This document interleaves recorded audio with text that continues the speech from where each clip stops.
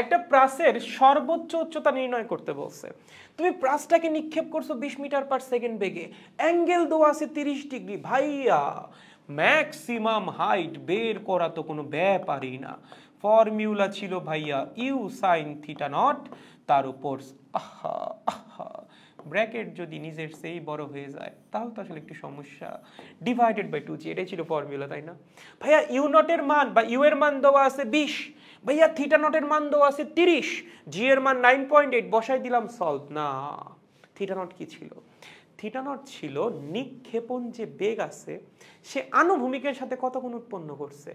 এখানে অ্যাঙ্গেল কি আনুভূমিকের সাথে দেওয়া আছে? না, অ্যাঙ্গেল দেওয়া আছে কার সাথে? উলম্বের সাথে। তাহলে তোমার কি করা লাগবে? প্রথমে থিটা নটের মানটা বের করে নেওয়া লাগবে, কেয়ারফুল, ঠিক আছে? থিটা নট কত হবে বলো?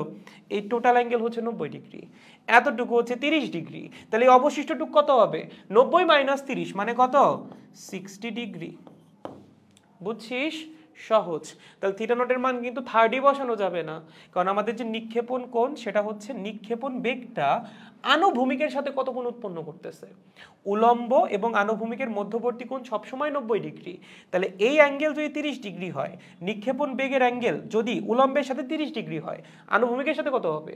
90 মাইনাস 30 মানে 60 ডিগ্রি, সেইটা হচ্ছে তোমার থিটা নট। এখন তুমি বসাও ইউ এর মান কত, কত বেগে নিক্ষেপ করছো? 20, থিটা নটের মান কত বলো?